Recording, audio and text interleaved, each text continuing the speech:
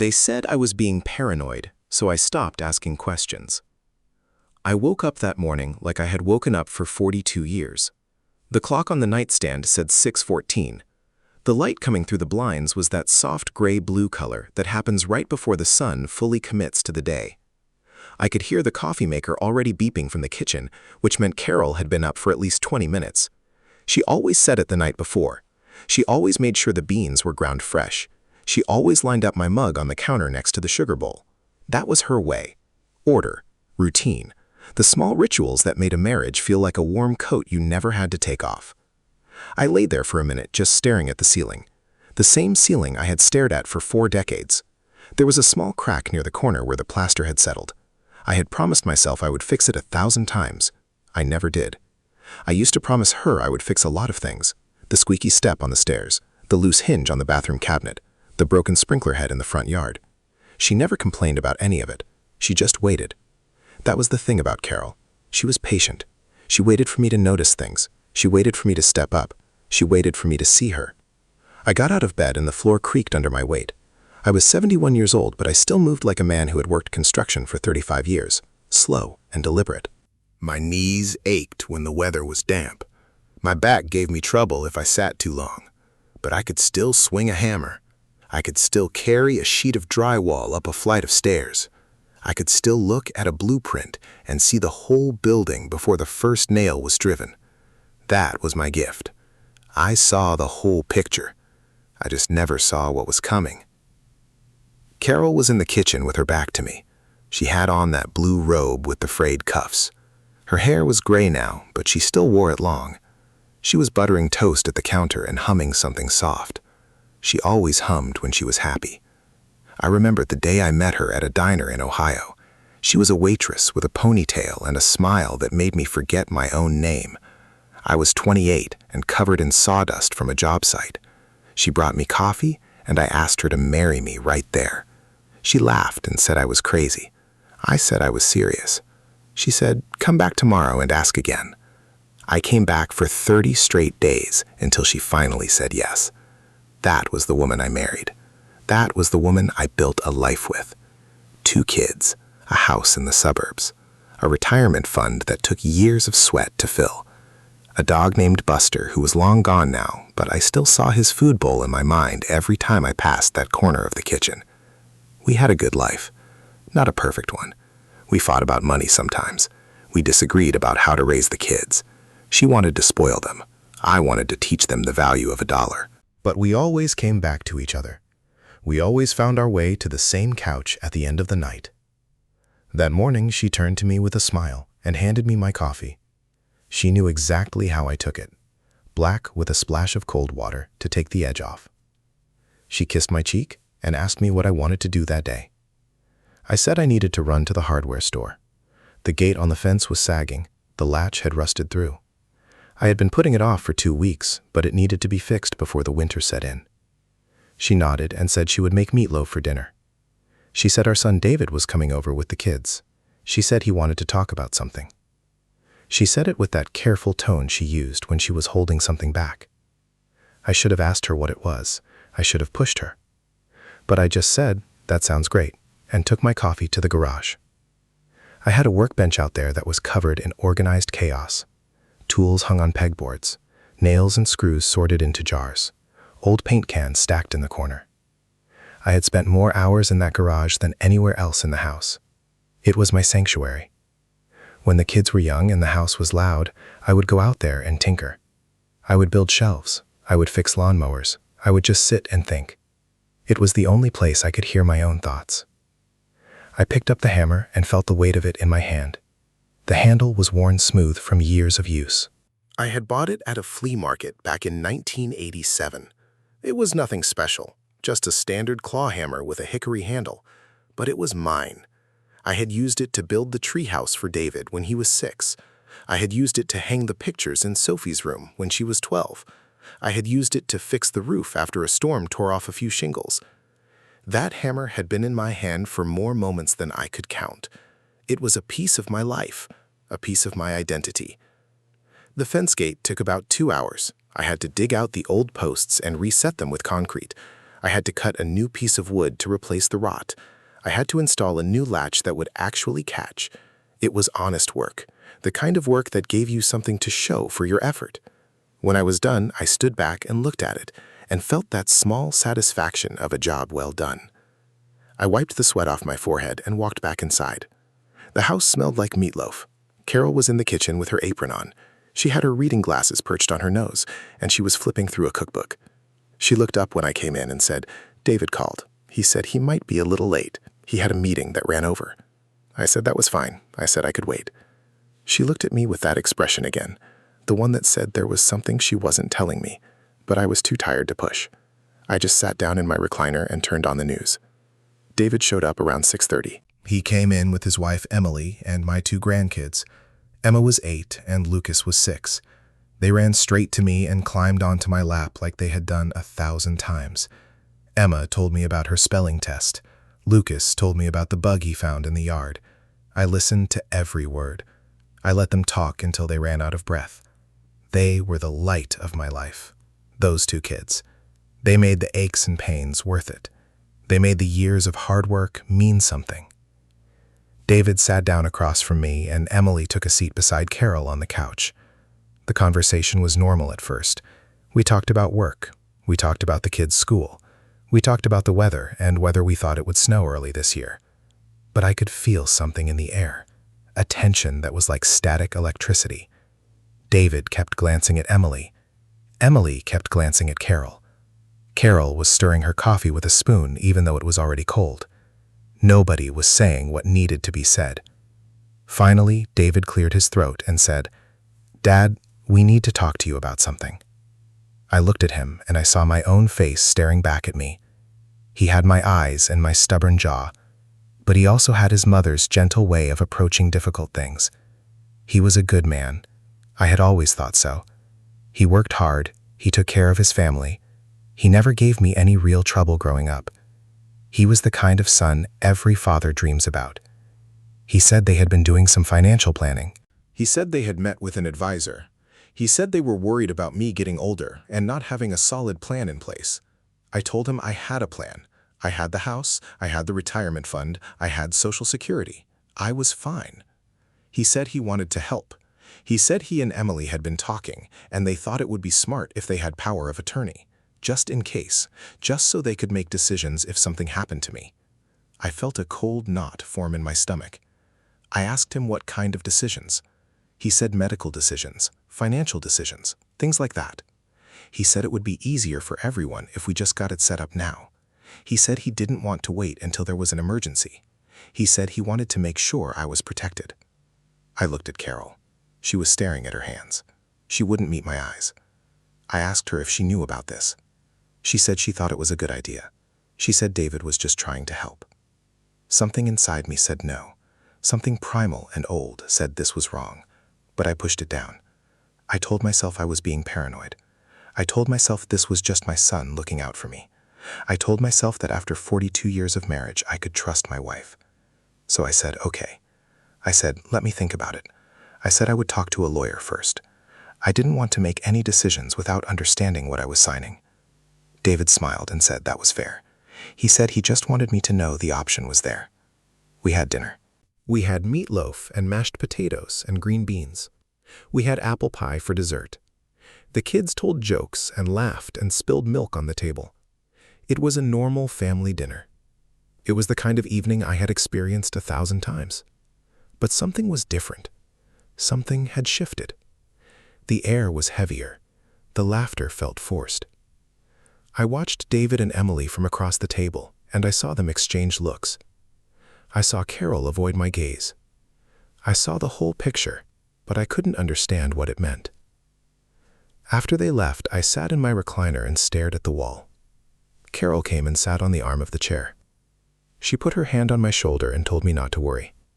She said David was just looking out for me. She said he loved me. She said we were all on the same side. I wanted to believe her. I needed to believe her. So I nodded and said I knew. I said I would call a lawyer the next day and get it sorted out. She kissed the top of my head and went to bed. I stayed up for another hour just sitting there. The house was quiet. The clock ticked. The refrigerator hummed. I listened to the sounds that had been the soundtrack of my life, and I felt a strange sense of dread creeping in. I didn't know what it was. I couldn't name it. But it was there. A quiet voice in the back of my mind that said something was very wrong. The next day I called a lawyer, an old friend named Robert who had handled some things for me over the years. I told him about the conversation with David. I told him David wanted power of attorney. I told him I didn't feel right about it. Robert listened, and then he said something that made my blood run cold. He said, "Hold on a second." He said, "Let me check something." He was quiet for a few minutes, and then he came back on the line. He said there had been some activity on my accounts. Nothing major, but some small transfers. Some payments to a company I didn't recognize. I asked him what company. He said it was a real estate management firm. He said the payments had been going out for about 6 months. They were small amounts, a few $100s here and there, but they were consistent. He asked if I had authorized them. I said I hadn't. I had never even heard of that firm. He asked if Carol had access to the accounts. I said she did. We had joint accounts our whole marriage. She handled the bills. She handled the checkbook. I trusted her with everything. Robert told me to come to his office. He told me to bring any documents I had. He told me not to tell anyone, not even Carol. He said I needed to be careful. He said something felt off and I needed to protect myself. I hung up the phone and my hands were shaking. I sat at the kitchen table and stared at nothing. The coffee was cold. The sun was bright outside. The birds were singing. It was a beautiful day, but I felt like I was standing on the edge of a cliff, looking down at a darkness I couldn't see the bottom of. I went to Robert's office that afternoon. I sat in his leather chair and watched him spread papers across his desk. He showed me the transfers. He showed me the dates. He showed me the account numbers. They were all tied to a company called Oakwood Holdings. He pulled up a website and showed me the name of the owner. It was Emily's brother, a man I had met twice, a man who ran a property management business on the other side of town. I asked Robert why Emily's brother would be getting money from my account. Robert said he didn't know. He said it could be a mistake.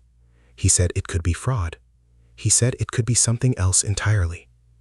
Then he found the deed to my house, the house I had bought with Carol in 1985, the house I had worked triple shifts to pay off, the house I had raised my children in, the house I planned to die in. He found a transfer of ownership that had been filed 3 months earlier. He showed me my signature on the document, a signature I never signed, a signature that was close but not quite right. Someone had forged my name. Someone had taken my house. The world tilted. I grabbed the edge of Robert's desk and held on. I couldn't breathe. I couldn't think. I just stared at that forged signature and felt every memory of that house crumble into dust. The treehouse I built, the garden Carol planted, the front porch where I watched the kids ride their bikes, the bedroom where we made love and talked and fought and made up. It was all gone. It was all stolen. My own family had stolen my house. Robert asked me if I had any idea who could have done this. I told him I had no idea, but even as I said it, I knew. I knew it was David. I knew it was Emily. I knew it was Carol. They had done this together. They had planned this. They had waited for the right moment, and then they had taken everything. I sat in that chair and felt the full weight of 42 years of trust collapse on top of me. My wife, my son, my daughter-in-law, the people I loved most in the world, they had been smiling at me while they stole my life. I went home that night and I didn't say a word. Carol asked me how my day was. I said, fine. I said I talked to Robert about some things. I said he was going to look into the paperwork. She nodded and said that was good. She said she was glad I was being careful. She kissed my cheek and asked me what I wanted for dinner. I said I wasn't hungry. I said I was tired. I went to the garage and sat on my stool and stared at my workbench. I saw the hammer.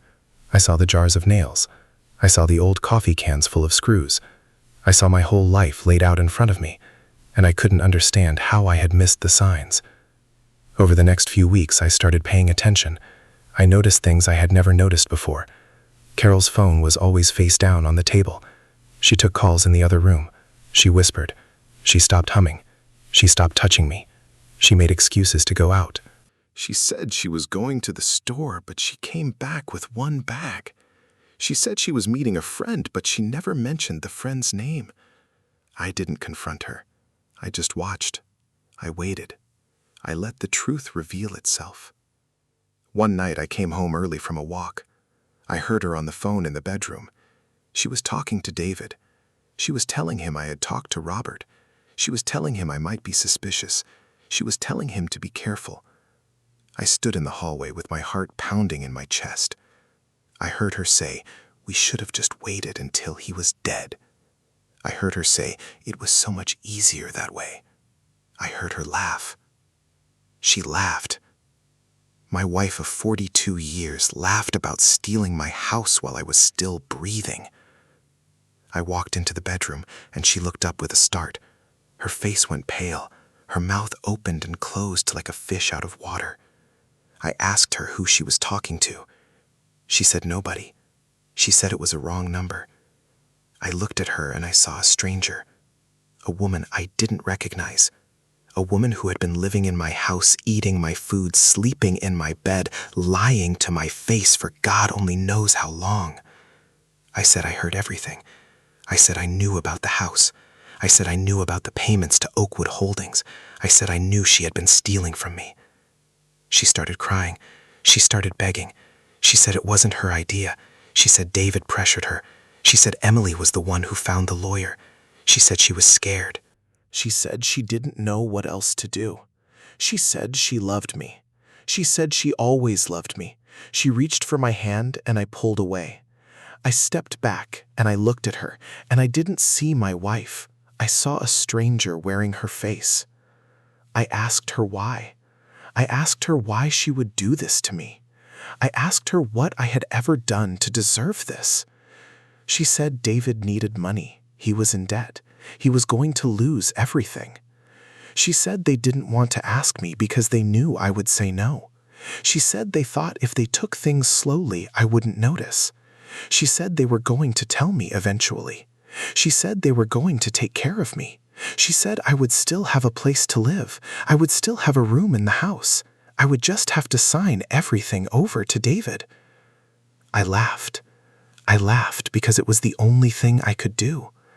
I had spent my whole life working. I had given them everything.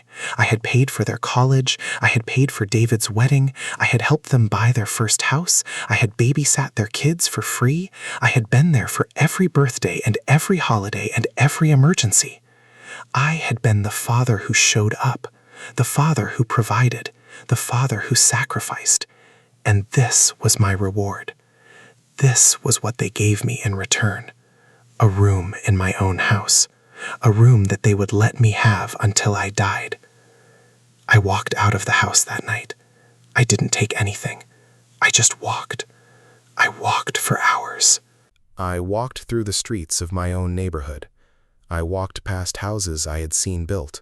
I walked past trees I had watched grow. I walked past the school where my kids had learned to read. I walked past the park where I had pushed them on swings. I walked, and I couldn't stop walking, because if I stopped, I would have to face the truth. And the truth was too big. The truth was too heavy. The truth was that my whole life had been a lie. I stayed at a motel that night, a cheap place with yellow walls and a television that only got 3 channels. I sat on the bed and stared at the wall and didn't sleep. I thought about all the times I had held Carol's hand, all the times I had told her I loved her, all the times I had believed she loved me back. I thought about David's face when he was a boy, the way he looked at me with such trust, the way he followed me around the garage and asked me questions, the way he used to fall asleep on my chest when I was watching the game. I thought about all of it, and I felt something inside me break, something that would never be fixed. The next day, I called Robert. I told him everything. He told me to file a police report. He told me to start gathering evidence. He told me to hire a forensic accountant. He told me to fight back. I said I didn't have the energy to fight. I said I was an old man and I didn't want to spend my last years in a courtroom battling my own family. He said if I didn't fight, they would win. He said they would take everything. He said they would leave me with nothing. He said I owed it to myself to stand up for what was mine. So I fought. I hired a lawyer. I filed a lawsuit. I froze the accounts. I hired an investigator. I started the long, slow process of untangling the web they had woven. It took months. It took years. It drained me. It aged me. I lost weight. I lost sleep. I lost my faith in humanity. But I never lost the fight, because the fight was all I had left. Carol moved out. She moved in with David and Emily. She stopped calling. She stopped answering my emails. She sent me divorce papers through a lawyer. No note, no explanation, just a stack of paper that ended 42 years of marriage. I signed them. I didn't read them. I just signed. I didn't want to know the details. I didn't want to know how much she was asking for. I just wanted it to be over. The house went to court. The judge ruled in my favor. The deed was fraud. The signature was forged. The house was mine, but it didn't feel like mine anymore. It felt like a crime scene. It felt like a tomb. I couldn't live there. I couldn't walk through those rooms without seeing their faces, without hearing their voices, without feeling the sting of their betrayal.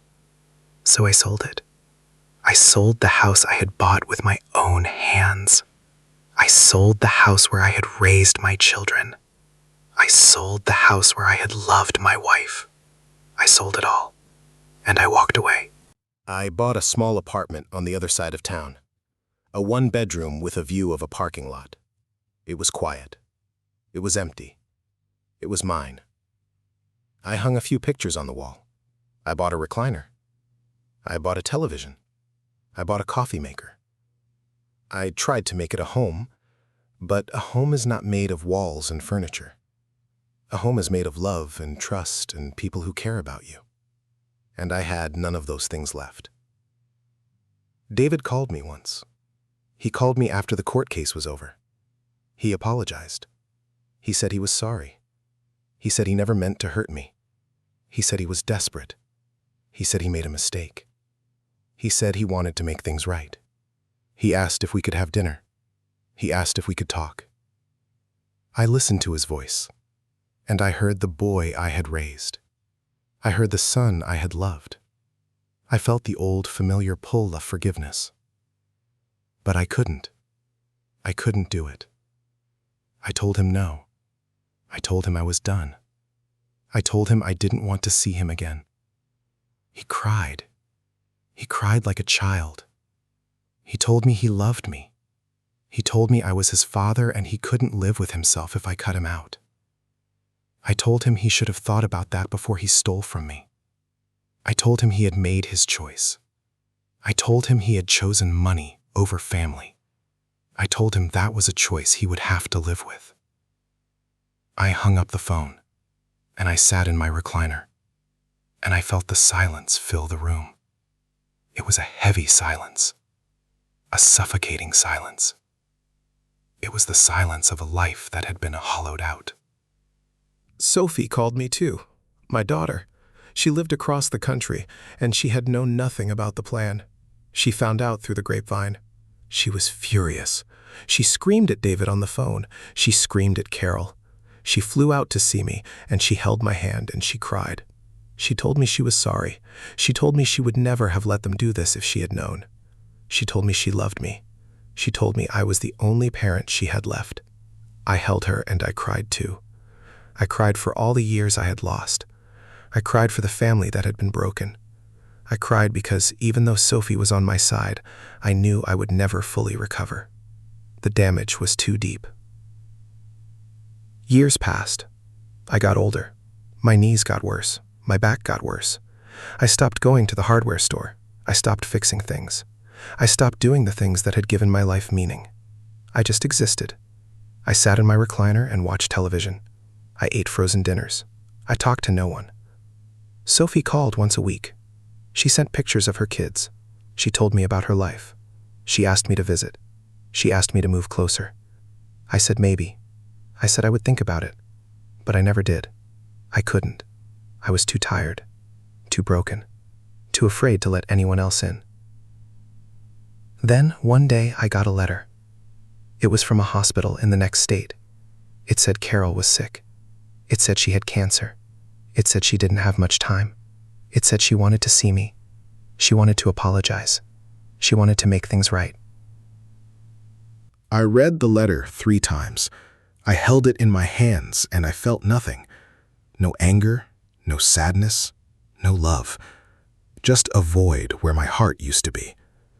I folded the letter and put it in the drawer, and I never responded.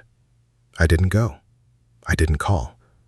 I just let her die alone, just like she had left me alone. I know that sounds cold. I know that sounds cruel. But you don't understand what she did to me.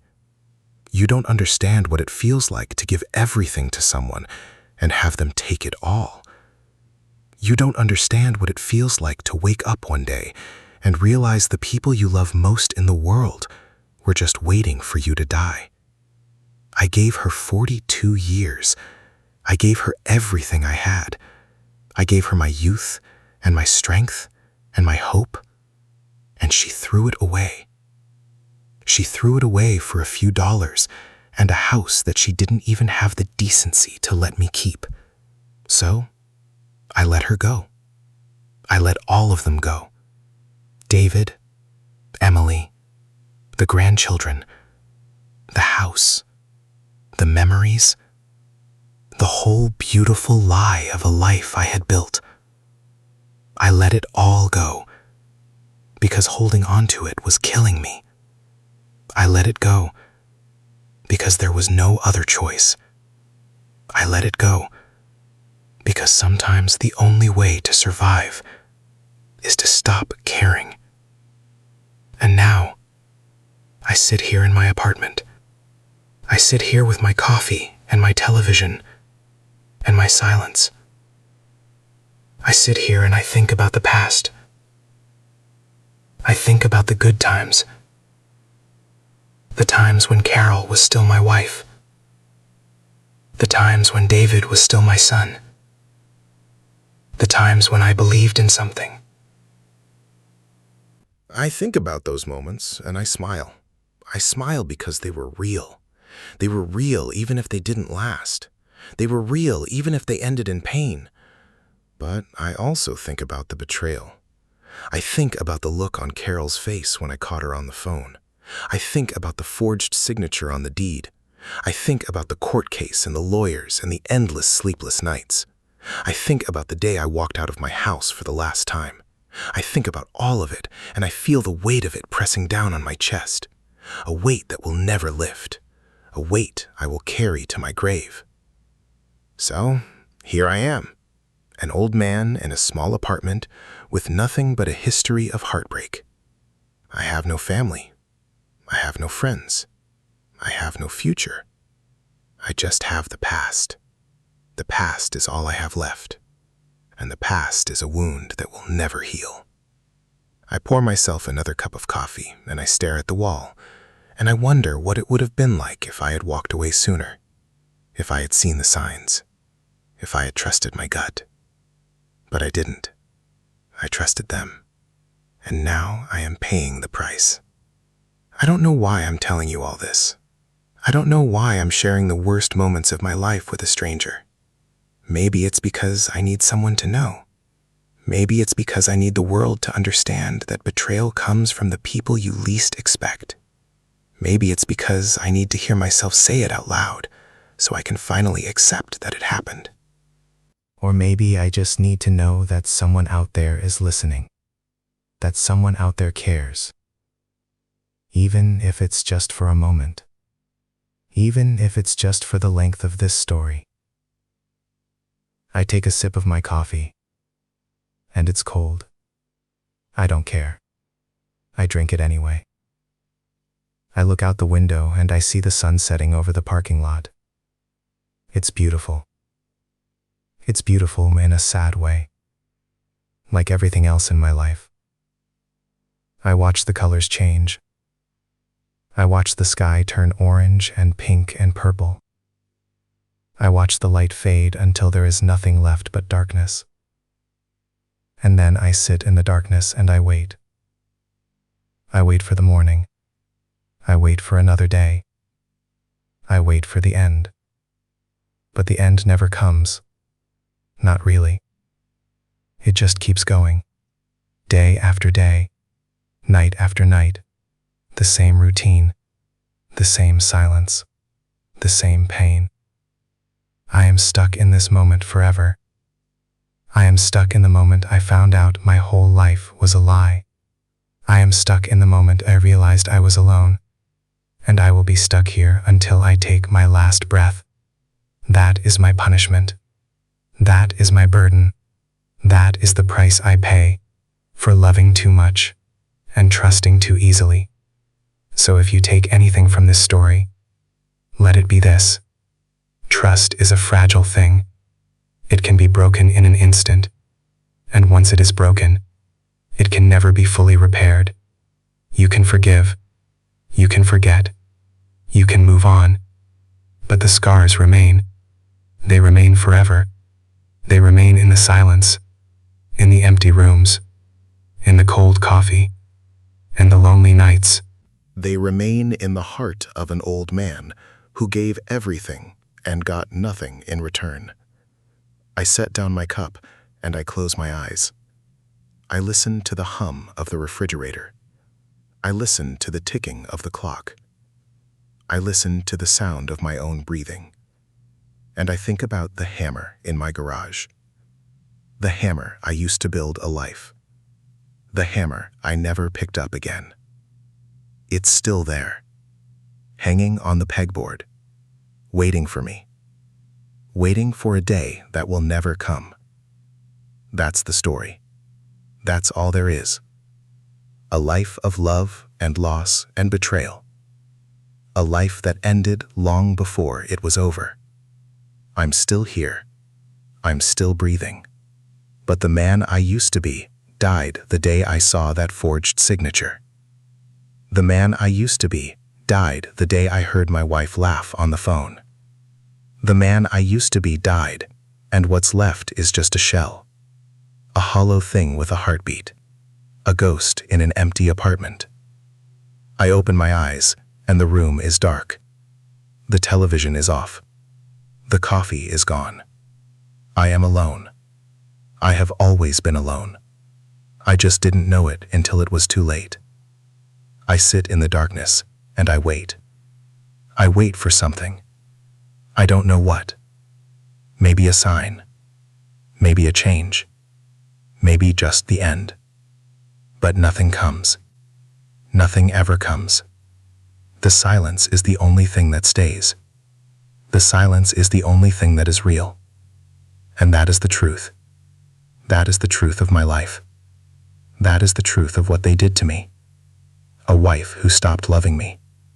A son who stopped respecting me. A family who stopped seeing me as a person and started seeing me as a resource. A resource to be used and discarded. A resource to be drained dry and left to rot. That is what I became. That is what they made me. And I will never forgive them for it. I will never forgive them for the theft. I will never forgive them for the lies. I will never forgive them for taking my house and my money and my dignity. But most of all, I will never forgive them for stealing my heart, for taking the love I had for them and turning it into ash, for making me believe in something beautiful and then destroying it. That is the crime that cannot be undone. That is the wound that will never close. I stand up from my chair and I walk to the window. The parking lot is empty. The street is quiet. The world has gone to sleep. I press my hand against the cold glass and I think about all the things I should have done differently, the conversations I should have had, the questions I should have asked, the boundaries I should have set. But I didn't. I trusted. I believed. I loved. And that was my mistake. That was my fatal flaw. I turn away from the window and I walk to the bedroom. The bed is made. The sheets are crisp. The pillow is untouched. I sit on the edge of the mattress and I think about Carol. I think about the way she used to brush my hair back from my forehead when I was sick, the way she used to hold my hand when I was scared. The way she used to look at me like I was the only man in the world. I think about that woman, and I wonder where she went. I wonder if she was ever really there, or if I was just fooling myself. I lie down and I close my eyes. I try to sleep, but sleep never comes easy anymore. It never comes at all. I just lie there in the dark and wait. I wait for the sun to rise. I wait for another day. I wait for the pain to stop. But it never does. It just keeps going. A never-ending loop of heartbreak and regret. A life that was stolen before it was over. I am 71 years old. I have no family. I have no home. I have no love. I have nothing but the memory of what I used to be. And that memory is fading. Fading like the light at sunset. Fading until there is nothing left but blackness. And in that blackness, I find a strange kind of peace. A peace that comes from accepting the truth. A peace that comes from letting go. So I let go. I let go of the anger. I let go of the pain. I let go of the hope. I let go of everything. And I drift. I drift into the darkness. I drift into the silence. I drift into the nothing. And I am finally free.